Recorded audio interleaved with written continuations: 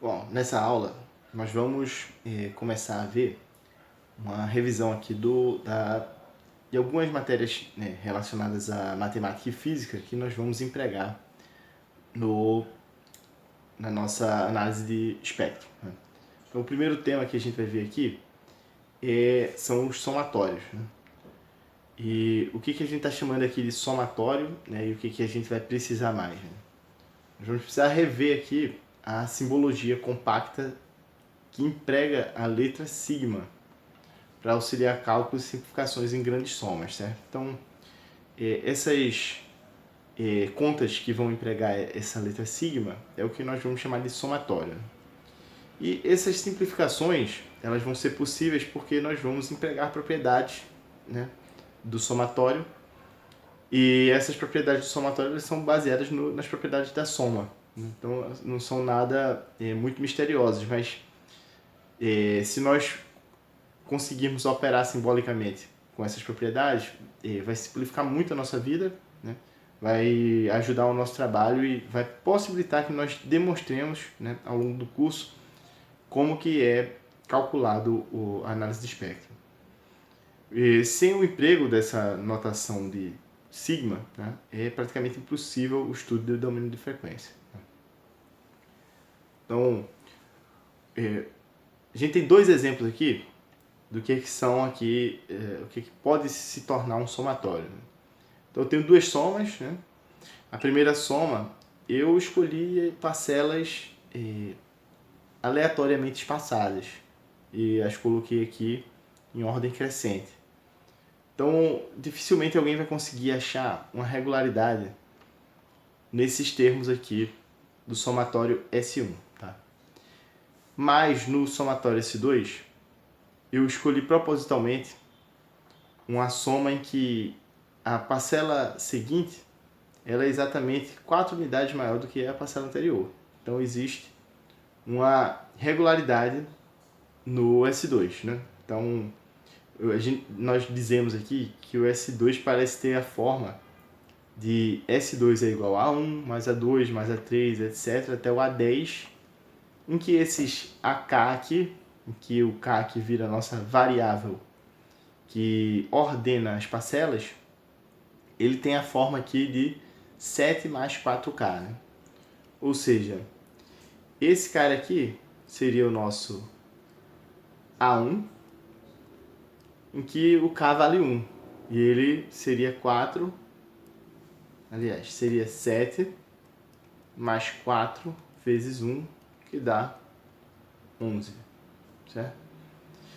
E esse último termo aqui, essa última parcela, seria o nosso A10, em que o K vale 10. E a gente teria então 7 mais 4 vezes 10, que dá 47. Né? Ou seja, se olhar com cuidado cada um desses termos, nós vamos ver que cada termo respeita essa regularidade. Né? E nesse somatório em particular, os valores de K são inteiros, né? Isso porque ele é empregado para ordenar os termos, e como os termos eles são discretos, eu tenho o primeiro, segundo, terceiro termo, eu posso ordená-los utilizando números inteiros, né? Nesse caso aqui eu usei números inteiros de 1 a 10. Existe uma forma compacta de escrever isso, que é usando o símbolo sigma. E aí, como é que eu uso esse símbolo sigma? Eu ponho aqui o valor inicial de K, o valor final de K, e coloco qual é o nome da minha variável que muda, certo? Então aqui eu estou chamando aqui de AK genérico, né? E a gente viu que o AK aqui é o 7 mais 4K, certo? Então esse aqui, o S2, poderia ser escrito como sendo o somatório de K igual a 1 até 10 de 7 mais 4K. Esses elementos aqui, AK, eles são formalmente, né, a terminologia correta deles, matemática, eles formam o que a gente chama de série, tá? Que é uma sequência de valores que variam com um número inteiro. Então nós estamos acostumados a ver uma função, por exemplo, sei lá, f de x, não é isso? Em que a minha variável independente é um número aqui que pertence aos reais, não é isso? Na série numérica, a gente tem aqui o AK, é como se fosse um número A que varia com o K, certo? Só que, especificamente, essa notação aqui a gente costuma usar quando esse K aqui pertence aos inteiros, tá? Ou aos naturais, certo? Então não é muito misterioso, é como se fosse uma função em que a variável independente ela é inteira. E a gente costuma dizer que S2 é o somatório da série de termos AK, né? Que seria essa expressão aqui de cima, né? Como é que é, em geral, a regra, então, para o uso desse símbolo sigma? Ou, pelo menos, a principal regra que a gente vai usar, né? Os termos eles vão ter que variar com K, né, com a ordem da parcela. Então, a gente vai ter que ter uma série AK. Tá? E se eu for somar os valores da série para um valor inicial de K até um valor final, eu vou escrever sigma, tá? Por que a gente usa a letra sigma? Porque a letra sigma é a que tem som de S no grego, né? Então S de soma. Coloco embaixo qual é a variável que muda ao longo das parcelas e o seu valor inicial. E aqui em cima eu boto apenas o valor inicial dessa variável. Então isso aqui significa o somatório de K igual a P até Q de AK. Significa o quê? Que o primeiro termo é o AP, o segundo termo é o AP mais 1, o terceiro AP mais 2, assim sucessivamente, até os termos AQ menos 1 e AQ, que é o último termo. Tá? Então isso é apenas uma anotação, tá? E a gente lê isso aqui, né? Somatório de AK para K, de P até Q. Tá? Então, vamos ver aqui a primeira propriedade. É uma propriedade super simples e aqui baseada na definição de soma, tá? Que é a soma de parcelas iguais. Tá? Então essa primeira propriedade é a somatório de uma constante. Tá? Então se eu fizer um somatório de uma constante, então nosso AK aqui, ele é constante, não varia com K. Tá? Então todos os termos são iguais e valem C. Para K igual a P até Q, o que eu vou ter aqui? Eu vou ter o A1, o AP, aliás, ele vale C. O AP mais 1, C. Então vai ficar C mais C mais C. Então eu vou ter uma série de constantes somadas com valor C. E a gente sabe pela definição de multiplicação que soma de parcelas iguais é uma multiplicação. Né? O que eu preciso saber então? Eu preciso saber quantas parcelas iguais eu tenho aqui. Então se eu numerei elas aqui de P até Q, a quantidade de parcelas vai ser P menos Q mais 1. Tá? Então você pode substituir alguns valores para P e Q aí e verificar que dá esse valor, certo? Que é o que a gente chama de contagem ordenada, né, discreta. Então a contagem ordenada discreta, eu posso pegar o primeiro valor da ordem, o último, subtrair os dois e somar 1. Tá? E aí vamos aqui um exemplo simples, né? E um exemplo simples, inclusive, porque a gente põe aqui o início em 1. Tá? Então, colocando o início em 1 e o fim em 20, o que eu tenho de interessante? Porque eu sei que de 1 a 20 existem quantas parcelas? Exatamente 20, né? E eu aqui faço o que a gente pode chamar de expansão do somatório, né? Então, quem é o somatório de K igual a 1 até 20 de 12? É 12 mais 12 mais 12, numerados de 1, 2, 3, 4, 5 até 19, 20, né? Então, vou ter 20 parcelas, que é a mesma coisa que 12 vezes 20, né? E verificando se essa fórmula aqui vai valer, eu posso dizer que isso aqui é a constante multiplicada por o último valor, 20, menos o primeiro, 1, somado com 1, né? De fato, 20 menos 1 mais 1 dá 20, né? E eu consigo calcular esse somatório aqui, dá 240. Simples, só fazendo a multiplicação de 12 vezes 20. Aqui nós temos outro exemplo, tá? Que aí é um pouco mais complicado porque a nossa variável agora, nossa constante, aliás, ela não tem um valor explícito, né? Eu coloquei aqui um valor literal, né? Igual a k. Olha, mas a gente não acabou de dizer que era constante e que os k's estavam variando anteriormente? Bom, mas aqui agora eu estou dizendo que a minha variável é n, tá? Ou seja, esse termo aqui com relação à variável n é constante. Então eu poderia dizer que, na verdade, os meus termos da série são termos a n, tá? E eles são constantes igual a k. Então o meu n varia de 5 até 15. Então quantos k's eu tenho? Então esse aqui é a mesma coisa de fazer k multiplicado por último valor menos o primeiro mais 1, tá? 15 menos 5, 10 mais 1, 11, tá? Então nós temos 11 termos, 11 parcelas iguais a k somadas. Isso é a mesma coisa que 11 vezes k.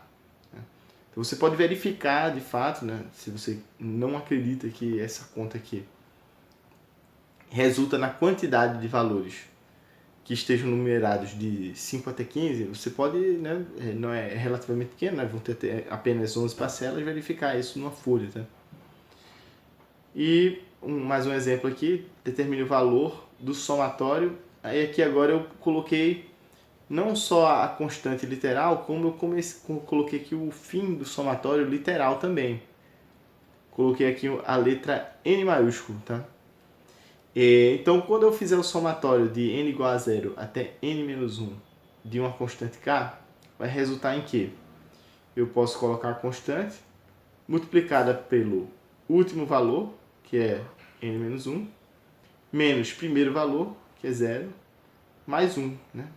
Então, o menos 1 com mais 1 vai dar 0, sobra apenas n maiúsculo. Né? Então, esse aqui vai ser igual a n vezes k.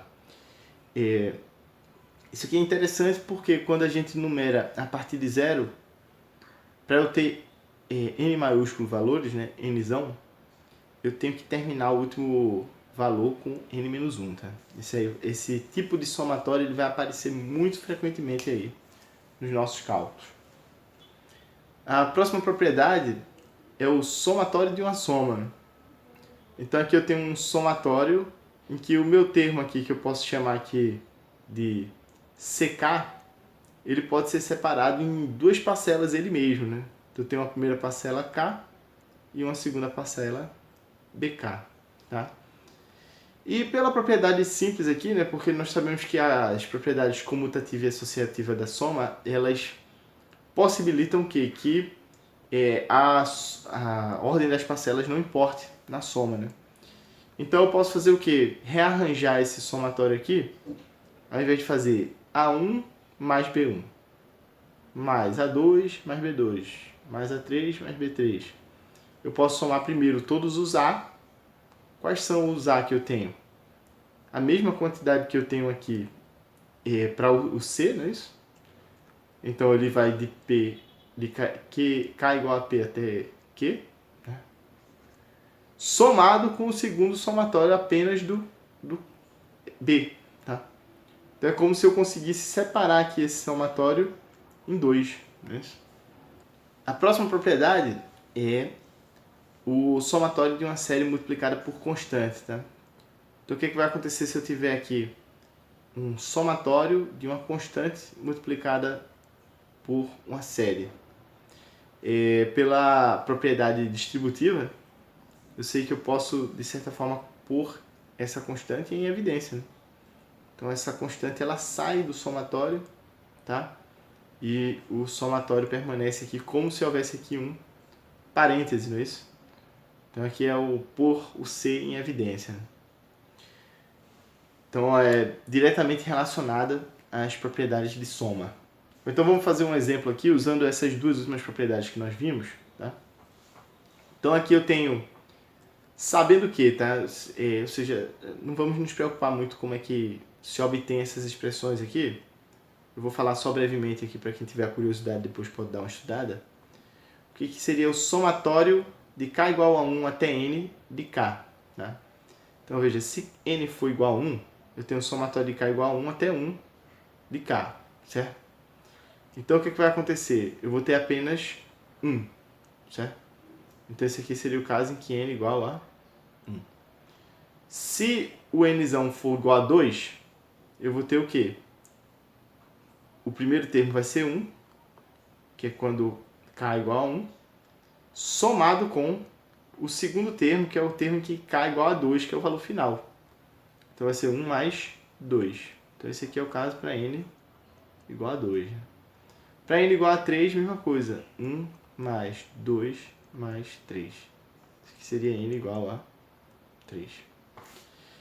Então esse somatório é o que? Então ele é a soma de todos os inteiros até n maiúsculo, né? E aí como é que eu posso chegar nessa fórmula aqui? Eu posso ver que quando n igual a 1, é como se eu tivesse aqui apenas um valor. Quando n igual a 2, é como se eu tivesse um valor mais outro aqui e contasse aqui 1 mais 2. Quando n igual a 3, eu tenho o quê? 1 mais 2 mais 3. E aí a gente pode ver o quê? Que se eu colocar esse quadrado aqui como sendo a unidade de área, o meu somatório ele coincide com a área dessa figura que se forma. E essa figura é uma espécie de aproximadamente um triângulo formado com quadrados, né? Então eu posso obter essa fórmula aqui pela área dessa figura. E a área dessa figura é justamente a área aqui desse triângulo mais o que sobra aqui, certo? Que são meio quadrados, certo? Então esse triângulo tem a área que foi o último valor, não é isso? N. Ele tem valor de base igual a N, altura igual a N. E esses meios valores aqui são o quê? Eu tenho um meio valor para cada andar, né? Então eu tenho um meio vezes cada andar, que é N. Então a área disso aqui é base vezes altura sobre 2, mais os meios quadrados que sobram, um meio de N. E aí se a gente rearranjar esses termos aqui, nós vamos ver que vai bater justamente nessa expressão. A mesma coisa acontece aqui para essa expressão aqui do somatório de k quadrado, tá? Só que ao invés de formar uma figura do formato de triângulo, ela vai formar uma figura no formato de pirâmide, tá? Então essa pirâmide vai ter uma base do tamanho nzão ao quadrado. A próximo andar da pirâmide teria n-1 de lado, e aí seria n-1 ao quadrado a sua área. Então se você tirasse o volume dessa pirâmide, você vai achar uma expressão similar a essa, tá? Então tomemos aí como conhecidas essas duas expressões, ou seja, se eu somar todos os inteiros, eu sei como é que eu calculo isso. E se eu somar todos os inteiros ao quadrado, eu também sei quanto é que dá isso. E a pergunta é: calcule o valor exato do somatório, em que eu tenho aqui o meu AK igual a K vezes K mais 3. Tá? E a quantidade de termos que eu estou usando aqui é de 1 até 20. Tá? Então isso aí daria muito trabalho para fazer na mão, certo? Eu teria que fazer aqui 1 vezes 1 mais 3, primeira parcela. 2 vezes 2 mais 3, segunda parcela. Fazer isso repetidamente até a 20ª parcela. Mas o que eu posso fazer também? Eu posso efetuar essa conta interna aqui, né? Vai dar k ao quadrado mais k mais 3. Aplicar aqui a propriedade da soma de séries, né? Somatório de uma soma de séries. E separar isso aqui em dois somatórios, né? Então o primeiro vai ser o somatório de k quadrado mais somatório de 3k. Aqui eu tenho o quê? Tenho uma constante vezes uma série. Essa série é qual? Vamos chamar aqui de BK. igual a K, não é isso? Então eu posso pegar essa constante aqui e pôr em evidência, né? Então fica 3 vezes o somatório de K. E aí aqui eu cheguei nos formatos de expressões que eu consigo obter o valor exato, né? Então o somatório de K igual a 1 até 20 de K quadrado, eu posso substituir nessa fórmula aqui, que vai dar n vezes n mais 1 vezes 2n mais 1 sobre 6. Né? Então n vezes 20 vezes 20 mais 1 multiplicado por 2 vezes 20 mais 1 sobre 6. E esse cara aqui, que é esse somatório de K igual a 1 até 20 de K, vai dar 20 vezes 20 mais 1 sobre 2. E esse somatório está multiplicado por 3, né? Então esse 3 multiplica aqui. Então, se eu fizer essas contas, eu vou achar o valor final de 3.500. Bom, nessa aula era isso que eu tinha para passar para vocês. E na próxima aula nós continuamos aí com mais algumas propriedades de somatório.